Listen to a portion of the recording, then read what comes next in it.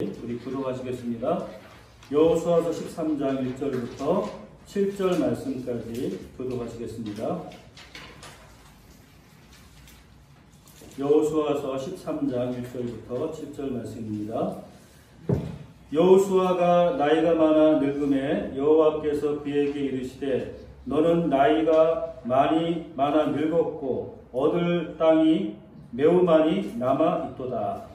이 남은 땅은 묘하니 블레셋 사람의 모든 지역과 그슬 족속의 모든 지역 애굽 앞 시울 시내에서부터 가나안 사람에게 속한 북쪽 에그론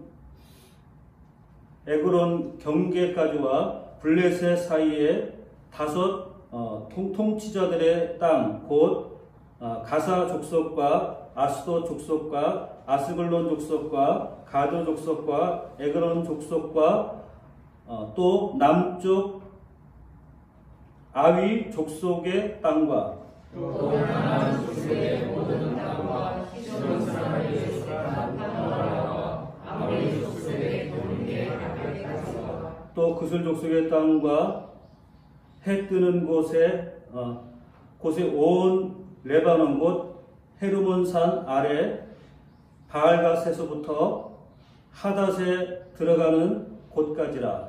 또 레바논에서부터 스스론 아이까지 산지의 모든 주민 곧 모든 시돈 사람의 땅이라. 내가 그들을 이스라엘 자손 앞에서 쫓아내리니 너는 내가 명령한 대로 그 땅을 이스라엘에게 분배하여 너희에게 하되. 함께 했습니다. 너는 이 땅을 아홉 지파와 므낫세 반 지파에게 나누어 기업이 되게 하라. 아멘.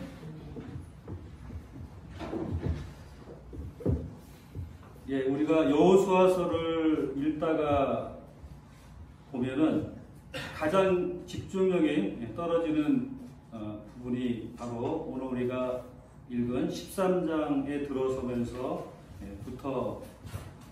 우리는 좀 집중력이 떨어지고 또 잘 읽히지 않는 그런 장면에 이제 들어서게 됩니다.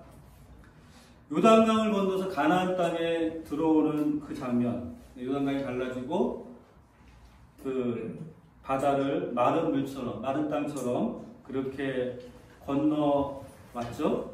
그리고 여리고성을 무너뜨리고 또 아이성을 정복한 사건들, 그리고 가나안 서쪽의 남부, 그리고 북쪽 지역의 강력한 연합군들과의 전쟁에서 당당하게 승리하는 그런 이야기들을 읽다가 보면은 마치 요단강이 갈라지는 것처럼 우리 앞에 놓여져 있는 그런 모든 문제가 해결이 되고 앞길이 열릴 것 같은 그런 생각을 갖게 만들죠. 또 여리고처럼 꽉 잠긴 그런 문제들이 막 무너질 것 같은 그런 희망을 우리가 보게 됩니다. 아무리 어렵고 힘든 그런 일이 있다 할지라도 반드시 승리할 수 있다고 하는 그런 용기가 우리가 이 여호수아서를 읽다가 보면은 물어물어 생기는 것들을 우리는 경험하게 됩니다. 적어도 12장까지의 내용을 보면은 이스라엘 백성들이 가나안 정복에 있어서 하나님이 함께 하셨고 그리고 그 모든 전쟁에서 승리하게 하신 이런 사건들을 통해서 우리는 우리 자신들도 힘이 나고 하나님이 나와 함께 하신다면 나의 모든 문제도 이처럼 해결될 것이다 라고 하는 그런 마음이 생기게 될 것입니다.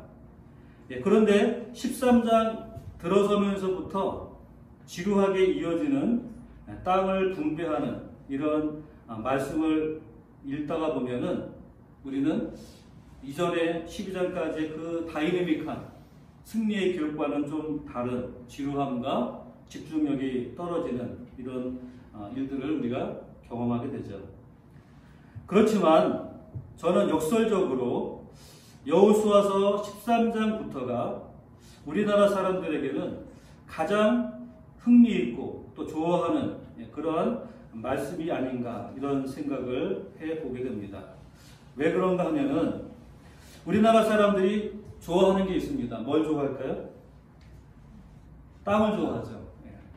땅에 대한 애착심이 강하고, 그래서 땅을 어떻게 하든지 이 땅을 소유하고 또 그 땅을 통해서 또 큰 이익을 얻고 부자가 되는 그런 꿈을 사람들은 다 가지고 있습니다. 실제로 땅으로 말미암아 부자가 된 사람들도 참 많이 있는 것들, 도시가 개발되고 발전하면서 예전에는 아무런 값어치 없는 땅들이 금싸라기 땅이 되는 이런 경험들을 우리는 많이 하고 또 옆에서 보고 또 때로는 부러워하기도 하는 이런 마음들을 가졌기 때문에 이 땅에 대한 애착심, 땅에 대한 소중함을 가장 깊이 느끼고 있는 민족이 바로 우리 민족이 아닌가, 이런 생각을 하게 됩니다. 그러니까 땅이라고 하는 것, 땅을 소유했다라고 하는 것은 부의 상징으로 여기는 그런 민족이 바로 우리의 민족이다 보니까 지금 땅 이야기가 나오면은 자연스럽게 우리가 더 관심을 가질 수 있는 그런 내용이다, 이렇게 생각을 하게 됩니다. 오늘 읽은 13장부터는 이제 이스라엘 12지파가 있는데 각 지파별로 땅을 분배하고 또 소유하는 그런 이야기를 다루고 있습니다. 이제 가나안 땅에 들어와서 여러 민족들을 정복하고 승리를 거둠으로 말미암아서 이제 가나안의 실제적인 주인이 된 것이 바로 이스라엘 민족이죠. 그렇기 때문에 이 가나안 땅에 대한 주권을 선포하는 그런 내용으로서 이제 그 땅을 각 지파별로 나누고 그 땅의 소유권을 확실히 하는 내용이 오늘 우리가 읽은 본문에서부터 시작이 됩니다. 그러므로 땅을 좋아하는 우리에게는 이 13장의 말씀부터가 어쩌면 가장 재미있는, 흥미있는 그런 장면이 될 수가 있을 것입니다. 그런데 우리뿐만이 아니라 이 말씀이 선포되어지는 이스라엘 백성들에게는 지금 이 본문에 시작되는 이 말씀들이 사실상 굉장히 중요한 말씀입니다. 왜냐하면 하나님으로부터 받은 기업, 즉 하나님께서 주신 유업에 대한 등기부 등본과도 같은 아주 소중한 자료라고 하는 것입니다. 이스라엘 12지파는 각각 땅을 분배받게 되죠. 그것이 바로 이 여호수아가 지금 하고 있는 이 중요한 작업이라는 겁니다. 그러니까 각 지파에게 있어서는 이 땅이 우리의 땅이다 라고 하는 것을 가장 분명하게 기록하고 있는 말씀이 바로 오늘 우리가 읽은 이 여호수아 13장부터 시작되는 이 본문의 말씀이다, 이렇게 볼 수가 있습니다. 그래서 이 말씀을 근거로 해서 각 지파는 자기의 땅이, 자기 지파의 땅이 어디서부터 어디까지인지를 구역을 받게 되고 마치 우리나라의 등기부 등본과 같은 역할을 하는 내용이 우리가 이제 시작되는 이 본문의 말씀입니다. 그 가운데에서 이 요단강을 건너기 전에 요단강 동편의 땅은 르우벤과 갓과 므낫세 반지파, 이렇게 세 개의 지파가 소유권을 이제 나누게 되고, 그리고 요단강을 건넌 요단강 서편의 이 모든 땅들은 9개의 지파가 또 각각의 지역을 분할해서 통치권을 행사하는 그런 내용이 오늘 이 본문의 말씀인데, 오늘 우리는 이 말씀을 통해서 하나님께서 우리에게 주시는 음성이 무엇인지 함께 나눌 수 있기를 바랍니다. 먼저 첫 번째로 그 나머지도 책임져 주시겠다라고 하는 약속의 메시지가 오늘 본문의 말씀에 담겨져 있는 우리가 꼭 기억해야 될 중요한 메시지입니다. 오늘 1절 말씀을 우리가 다시 한번 읽어보도록 하겠습니다.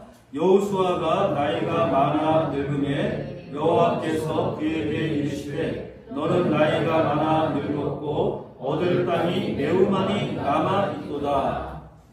자, 지금 이제 여호수아가 나이가 많아서 늙었는데, 이제 나이가 많아 늙었다는 건 뭡니까? 이 정복 전쟁에 더 이상 여호수아가 지도자로서 설 수 없다라고 하는 그런 말씀인 것이죠. 그런데 나이가 많은 늙었는데 문제는 뭡니까?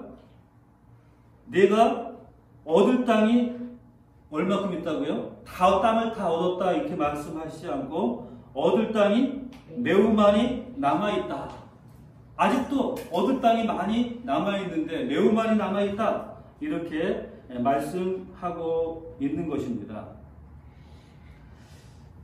11장에서 19절부터 23절까지에 보면은 기브온 거민을 제외한 가나안의 모든 거민들은 모두 이스라엘이 정복한 것으로 나와 있습니다. 그런데 오늘 이 본문의 말씀에 보면은 아직도 정복하지 못한 땅이 얼마큼 있다고요? 매우 많이 남아있다. 이렇게 말씀하고 있습니다. 우리가 12장까지 쭉 내용을 보면은 이스라엘 민족이 싸우는 전쟁마다 승리하고 또 승리했기 때문에 기브온 거민들, 이스라엘 민족을 속인 기브온 거민들을 제외하고는 나머지 땅은 다 정복한 것 같은데 그럼에도 불구하고 아직도 얻을 땅이 매우 많이 남아있다. 이렇게 말씀하고 있는 것입니다. 여기는 남아있는 땅이라고 하는 것은 가나안 남서쪽의 블레셋 지역과 또 북쪽에 있는 여러 군데의 산지가 이스라엘 민족이 아직 점령하지 못한 채 남아있는 땅인 것입니다. 그래서 우리가 땅을 분배할 때 보면은 어디서부터 어디까지는 어느 지파의 소유다 이렇게 하면서 그런데 어디는 아직도 산지에 있는 거민들이 남아있다. 아직도 정복하지 못한 땅이 곳곳에 남아있음을 말씀해주고 있습니다. 그러니까 이스라엘 민족은 지금 평지라든지 주요 거점은 다 장악을 했지만 변두리 아니면은 산지 아니면 가기 어려운 그런 곳에는 아직도 다른 가나안 거민들이 지배권을 행사하면서 살고 있는 지역이 곳곳에 많이 남아있다라고 하는 것입니다. 자, 중요한 부분에 대해서는 다 이미 이스라엘 민족이 상당한 지배권을 확보했습니다. 그러나 나이 많아 늙은 여호수아에게 아직도 많이 남아있는 이 짜투리 땅, 또 산지의 여러 땅들은 큰 부담이었고 걱정거리가 될 수밖에 없었을 것입니다.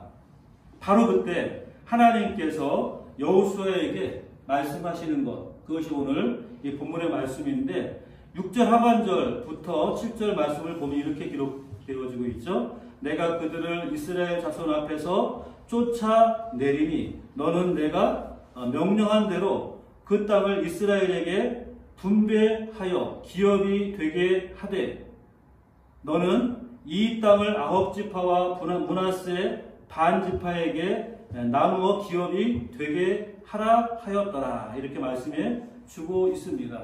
그러니까는 아직도 정복해야 될 땅이 매우 많이 남아있다 이렇게 표현할 정도로 군데군데 정복하지 못한 땅이 있다는 얘기죠. 그럼에도 불구하고 땅을 분배해라. 나머지 땅을 분배하면 아예 정복하지 못한 그 땅을 어떻게 해요? 내가 다 정복하게 해 주시겠다라고 말씀해 주고 있는 거죠. 그러니까 너는 걱정하지 말고 땅을 각 지파에게 나누어 가지게 해라. 아직도 지금 정복한 땅뿐만 아니라 정복하지 못한 땅이라 할지라도 그것을 지파에게 나누어서 기업으로 가지도록 하라. 내가 그들을 다 쫓아내고 그 땅들을 너희에게 줄 것이다. 이렇게 약속해 주고 있는 말씀이죠. 그래서 저는 이 말씀을 그 나머지도 책임져 주실 것이다 라는 뜻으로 해석을 하고 싶습니다. 하나님께서는 우리가 이스라엘 민족이 아직까지 정복하지 못한 채 남아있는 그 땅들도 내가 책임져 줄 것이다. 내가 정복해 줄 것이다. 그런 약속의 말씀을 하고 있다는 것입니다. 너 즉 여호수아는 나이가 많아서 더 이상 남은 땅을 정복할 능력이 없지만 그러나 나 여호와는 이 땅을 반드시 너희가 정복할 수 있도록 해 주실 것이다. 이렇게 약속해 주고 있는 것입니다. 우리가 살다 보면은 전후좌우에 아무리 살펴보아도 우리가 마땅한 해결 방법이 없는 그런 문제에 부딪힐 때가 있습니다. 한마디로 우리의 힘과 우리의 능력으로는 도무지 해결할 수 없는 그런 상황에 놓일 때가 있습니다.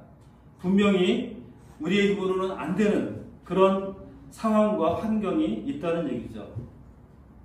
내 힘으로는 도무지 불가능할 것 같은 그러한 일이 우리 앞에 놓여져 있을 때가 있습니다. 하지만 그러한 순간에라도 하나님께서는 우리를 지키시고 우리의 모든 문제들을 능히 해결해 주실 것이다. 이렇게 약속하고 있는 것입니다. 왜냐하면 우리 하나님은 전능하신 하나님이시기 때문에 하나님께서는 우리에게 또한 필요한 모든 것들을 허락해 주실 것이기 때문에 우리의 한계로 할 수 없는 그 일조차도 하나님께서는 큰 능력과 권능으로서 이 모든 한계를 넘어서서 그 일을 해 주실 것이라는 사실을 우리는 믿는 것입니다. 사랑하는 여러분, 역부족이라고 느꼈을 때, 인생의 한계가 느껴질 때 결코 거기에 막혀서 좌절하거나 절망하거나 무너지지 마시기 바랍니다. 그것은 우리의 한계일 뿐이지 하나님의 한계는 결코 아닌 것이죠. 하나님의 능력은 어떠한 한계도 초월하는 그런 능력입니다. 그러므로 하나님의 능력 안에 서 있는 하나님의 백성들은 결코 한계에 매여 있거나 한계에 눌려서 포기하는 그러한 자들이 아니라 하나님께서는 하나님의 백성들에게 무한한 능력을 주시고 그래서 우리의 한계를 넘어서서 하나님의 일을 이루도록 해주실 것을 우리는 분명히 믿을 수 있는 것입니다. 그 사실을 우리는 믿어야 하는 것입니다. 내가 도무지 할 수 없는 그 일조차도 그 나머지는 하나님께서 책임져 주실 것이다 라고 하는 그런 믿음으로 당당하게 나아갈 수 있기를 바랍니다. 여러분들이 한계 너머에 있는 아직 정복하지 못한 그 땅을 보게 될 때, 그러나 하나님께서는 그 땅조차도 내가 너희에게 줄 것이다. 내가 그 땅을 너희가 정복하게 할 것이다.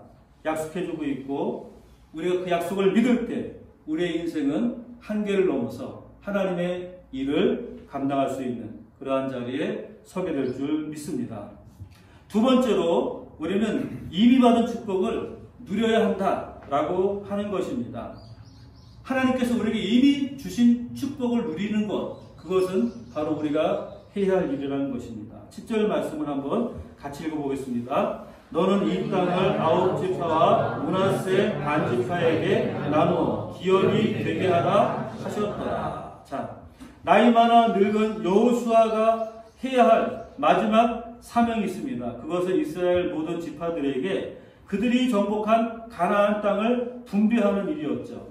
하나님이 아브라함과 약속하신 바로 그 말씀 그대로 가나안 땅을 기업으로 나누어서 그 땅의 주인이 되게 하는, 그 땅을 누리는 그런 특권과 축복을 지금 주신 것입니다. 그래서 루벤 지파, 갓 지파, 그리고 므낫세 반 지파는 요단강 건너기 전에 요단강 동편에 있는 아모리 사람의 땅, 또 바산 땅을 기업으로 나누어 이미 받았습니다. 그리고 나머지 9지파, 그리고 에브라임 지파는 가나안 땅 전쟁을 하느라 아직까지도 가나안 땅에서 기업을 받지 못한 상태였던 것입니다. 더욱이 아직 정복하지 못한 땅들이 매우 많이 남아 있었다라고 말할 정도로 군데군데 있었기 때문에 아직 가나안의 기업을 온전히 누릴 그런 형편이 못 되었을 것입니다. 그런데 하나님께서 이런 상황 가운데서도 이미 얻은 땅을 이스라엘의 각 지파에게 분배하라. 그 땅의 실질적인 주인이 되게 하라. 이렇게 말씀하고 계신 것입니다. 아직 가나안 정복이 완전히 끝나지 않았고 얻을 땅이 매우 많이 남아있지만 그러나 하나님께서는 이미 얻은 땅들을 각 지파에게 분배하여 그 땅의 주인으로서의 누림을 하라고 말씀해 주고 있는 것입니다. 어떻게 하면 남은 땅을 정복할 수 있을까? 이렇게 생각에만 집중되어져서 피곤한 일상을 사는 여호수아와 이스라엘 백성들에게 이미 주신 하나님의 축복을 누릴 것을 권고하시는 이 말씀은 우리들에게 참으로 많은 그런 의미를 보여주고 있는 것입니다. 우리는 하나님의 축복을 즐길 수 있어야 합니다. 하나님께서 이미 우리에게 주신 그 축복을 누리는 그러한 삶이 되어야 하는 것입니다. 많은 사람들이 지금 가지고 있는 이 하나님의 은혜와 축복보다는 앞으로 누릴 거기에 더 관심이 많이 있습니다. 그러나 현실의 축복에 감사하지 못한다면, 지금 내게 주신 그 축복을 누리고 감사하지 못한다면 그 삶은 사실 아무런 재미가 없는 삶이 될 것입니다. 신앙생활에 별로 재미를 느끼지 못할 것입니다. 내게 주신 그 축복을 누리지 않는다면, 그리고 앞으로 나에게 주어질 것에만 마음을 두고 그것을 얻으려고 그렇게 달려가기만 한다면 그 신앙생활은, 그 삶은 참 재미없는 힘겨운 그런 나날들이 될 것입니다. 하지만 하나님께서는 이미 우리에게 많은 축복들을 주셨죠. 그 축복은 우리가 누리라고 주신 것입니다. 그것을 그냥 묻어두고 앞으로 내가 아직 받지 않은 그 축복만을 추구하며 살아가는 것이 아니라 내게 주신 그 축복 가운데에서 누리고 그것을 감사하고 기뻐하는 삶을 살기를 하나님께서 우리에게 원하시는 것입니다. 최고 경영자 예수라고 하는 책이 있습니다. 이 책은 광고 마케팅 또 경영 컨설턴트 회사인 존스그룹의 창시자고 경영자인 로라 베스 존스라고 하는 여성분이 약 20년간 회사를 경영하면서 예수님으로부터 배운 경영자상을 정리한 책입니다. 그래서 여러분들도 이 책을 읽어보면은 뭔가 영감을 많이 얻을 수 있는 그런 책인데, 이 책에 보면은 예수님은 항상 축제 상태에 계셨다라고 하는 그러한 챕터가 있습니다. 예수님은 항상 축제 상태로 사셨다라고 하는 것이죠. 예수님은 탄생에서부터 축제로 시작해서 언제나 축제의 삶을 사셨다는 겁니다. 지금 예수님께서 이 땅에 오신 목적은 무엇입니까? 세상의 죄를 지고 자신을 대속물로 드리는 십자가의 길이죠. 고난의 길입니다. 그러나 예수님께서 이 땅에 살 때 거기에 매여서 늘 슬픔과 우울함과 또 어둠 가운데 살지 않으셨다는 겁니다. 예수님은 항상 축제 가운데 생활하셨고 하루하루를 기쁨으로 살아가셨다라고 하는 것입니다. 그래서 당시 바리새인들이 예수님을 보면서 뭐라고 비난을 했습니까? 저는 늘 제자들과 함께 먹고 마시는 자다. 뭡니까? 즐겁게 생활한다. 우리는 이렇게 율법을 지키면서 근엄하게 어둡게 생활하는데 저 예수라고 하는 저 사람은 제자들과 함께 늘 먹고 마시면서 웃고 떠들고 저렇게 즐거운 삶을 산다. 이것을 비난하고 비판했습니다. 이처럼 예수님께서는 이 땅에서 축제의 삶을 사셨다라고 하는 것입니다. 주님은 비록 고난의 길, 십자가의 길을 걸어가셔야 했고 그 고통과 절망은 이루 말할 수 없는 힘든 과정이었지만 거기에 자신의 모든 인생을 메어두지 않으셨습니다. 그는 공생에 시작하는 그 순간부터 마치는 그 과정까지 늘 하나님과 교제하며 하나님과의 사귐을 누리고 제자들과 함께 하나님의 나라를 이루어가는 이런 축제와 기쁨 가운데 사셨다라고 하는 것을 말씀하고 있는 것입니다. 그런데 우리들은 자신이 받은 축복보다 다른 사람들이 가지고 있는 그런 축복에 더 관심이 많을 때가 있습니다. 남들이 가지고 있는 것들이 내 것이 될 수 있을까요? 그렇지 않습니다. 남들과 똑같아질 수는 없죠. 그런데 남들이 가진 것들, 그것을 내가 가져야 되겠다라고 생각을 하면은, 그러면은 그 순간에 우리는 뭔가 부족함을 느끼게 되고 불편함을 느끼게 되고 뭔가 내가 소유하지 않은 것에 대한 좌절과 절망감을 느끼게 되는 것이죠. 그런데 실제로 하나님께서 우리에게 주신 것들, 그것들은 다른 사람과 비교해서 나는 왜 이만큼밖에 안 되는가? 그렇게 비교할 성질의 것이 아니라는 것입니다. 우리에게 이미 많은 것들을 주셨고 우리에게 주신 것들은 이미 우리가 충분히 즐길 수 있을, 기뻐할 수 있을 만한 것들을 너무나 많이 우리에게 주셨다라는 사실을 우리는 기억해야지만 한다는 것입니다. 늘 주변의 사람들을 돌아보면서 주위 사람들이 가진 것들을 내가 탐내고 그것을 내가 갖지 못한 것을 원망한다면 그 사람의 인생은 기쁠 수가 없고 즐거울 수가 없는 겁니다. 하나님이 나에게 주신 것들, 하나님이 내게 주신 모든 축복들, 그것들을 하나하나 생각해 볼 때 그것만으로도 우리는 충분히 기뻐할 수 있고 감사할 수 있는 것이죠. 그래서 우리 찬송가에도 주의 주신 복을 헤어보아라. 하나님께서 우리에게 주신 복을 하나하나 헤아려 보아라.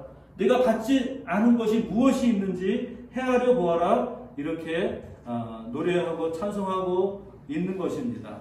하나님께서 나에게 주신 것들, 그것을 감사하며 사는 것, 그것이 진정한 축복이고 진정한 행복인 것입니다. 그런데 우리가 남이 가진 것들을 부러워하고 남이 가진 것들을 탐내는 그런 마음을 갖게 되면 어떻게 됩니까? 결과적으로 하나님을 원망하게 되고 또 죄악 가운데 빠질 수밖에 없는 것이죠. 아담과 하와의 실수가 무엇입니까? 아담과 하와는 자신들이 누리는 에덴 동산의 온갖 축복들보다도 지금 마귀가 지금 보여주고 있는, 유혹하고 있는 선악과 거기에 온통 관심을 기울였고 마음을 쏟았기 때문에 결과적으로 그 선악과를 따먹고 하나님 앞에 범죄의 자리로 나아가게 된 것입니다. 이미 하나님께서는 에덴 동산의 모든 실과들을 다 주셨는데 그걸 누릴 수 있는데 그 누림을 기뻐하기보다는 하나님이 금하신 선악과 그 하나에 꽂혀가지고서 그것을 탐냈을 때 결국은 타락이라고 하는 인간의 전적인 타락의 자리로 나아가는 이런 절망의 자리로 갈 수밖에 없었다라고 하는 것입니다. 오늘 이것은 우리들에게도 마찬가지로 적용이 되죠.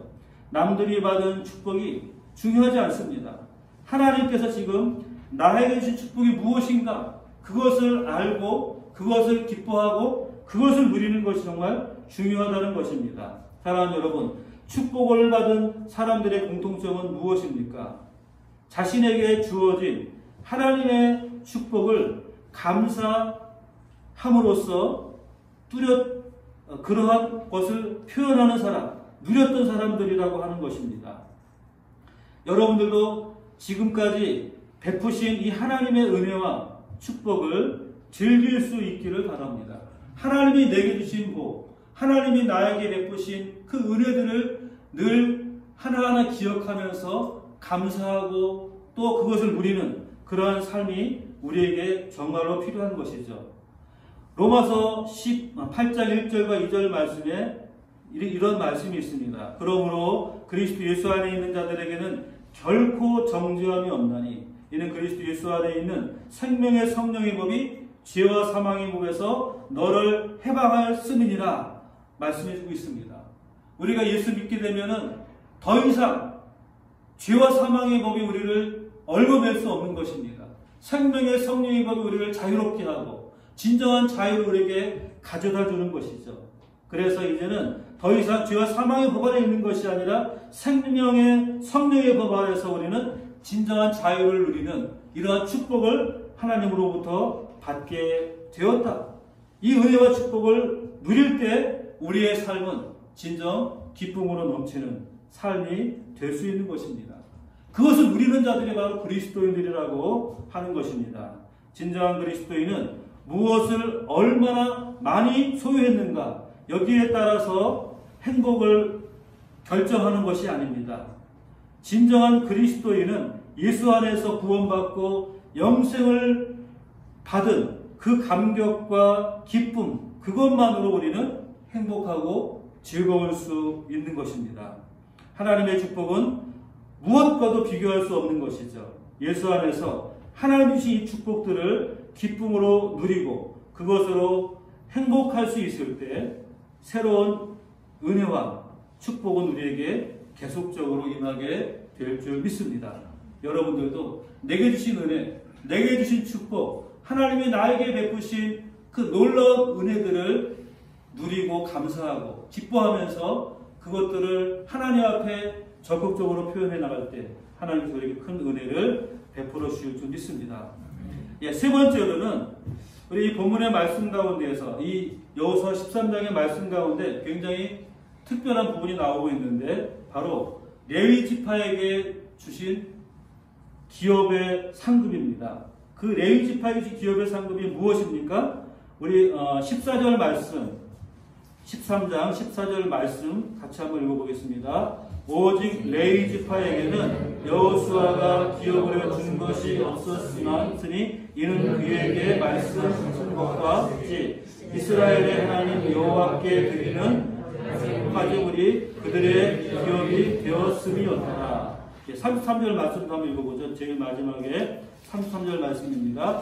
오직 레위 지파에게는 모세가 기업을 주지 아니하였으니 이는 그들에게 말씀하신 것과 같이 이스라엘 하나님 여호와께서 그들의 기업이 되심이었더라. 자, 지금 가나안 땅을 다 기업으로 받습니다. 각 지파가 이제 등기부 등본을 받는 거예요. 자기 지파 가족대로 땅을 기업으로 받는 이런 중요한 일을 하는데 12지파가 다 기업을 나누는데 그런데 오직 한 지파만 땅이 없는 겁니다. 등기부 등본이 없는 거예요. 그 지파가 어떤 지파입니까?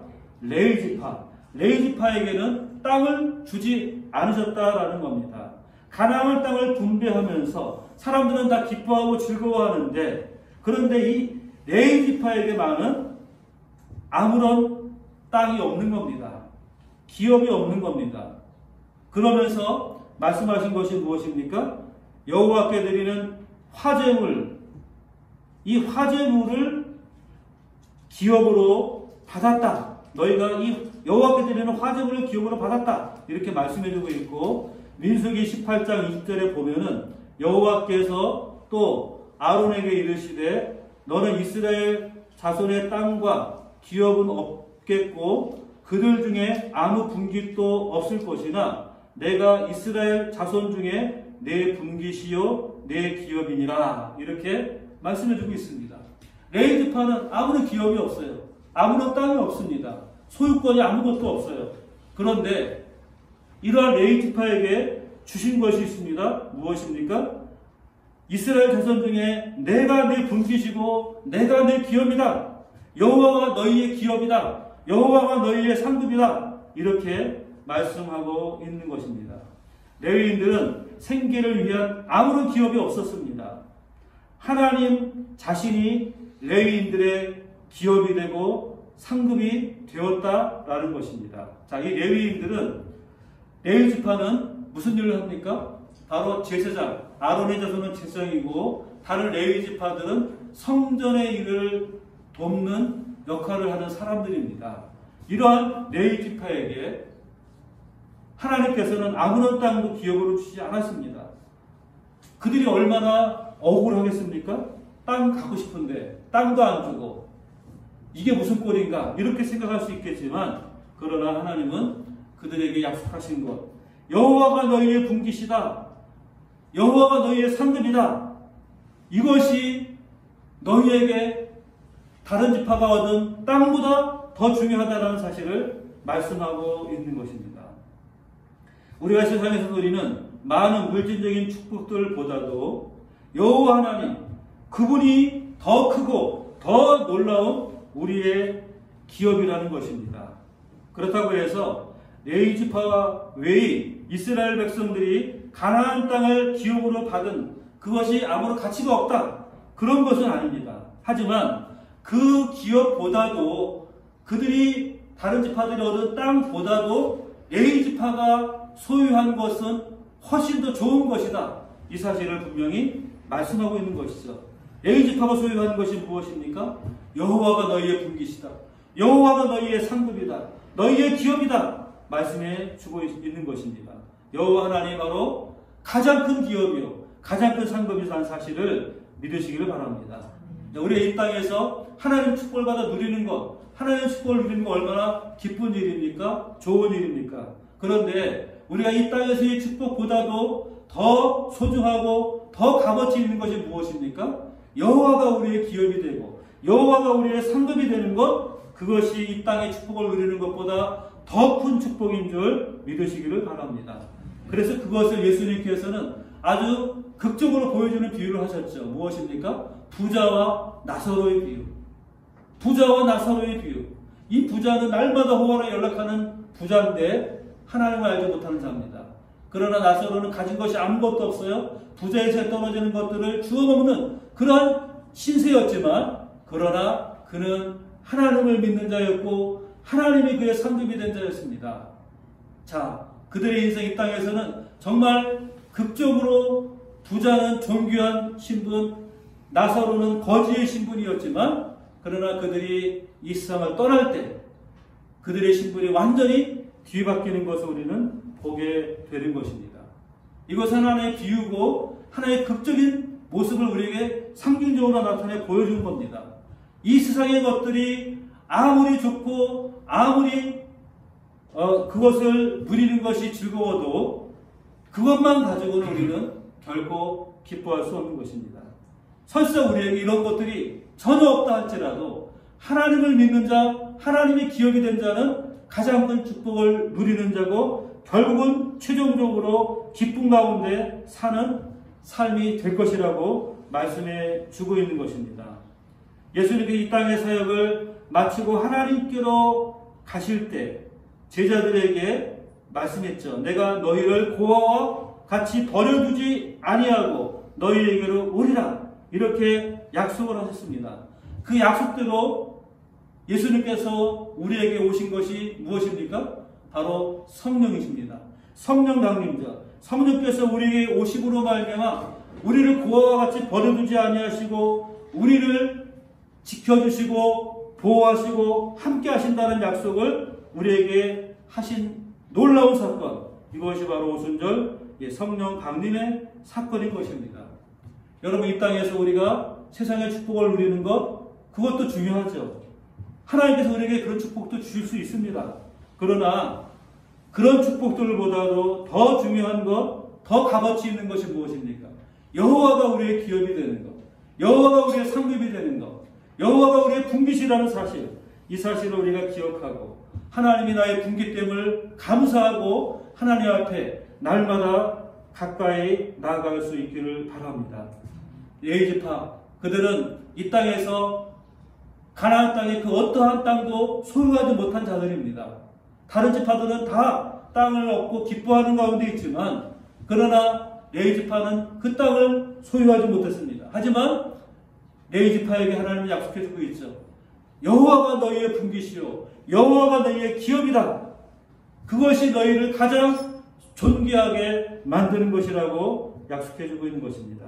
오늘 우리의 삶에 하나님이 진정한 우리의 기업이 되고 여호와 하나님이 우리의 진정한 소유가 되는 그러한 삶을 살아가고, 그것으로 말미암아 우리의 세상 속에서 감사하고 기뻐할 수 있는 우리 모두가 다 될 수 있기를 주님의 이름으로 축원합니다.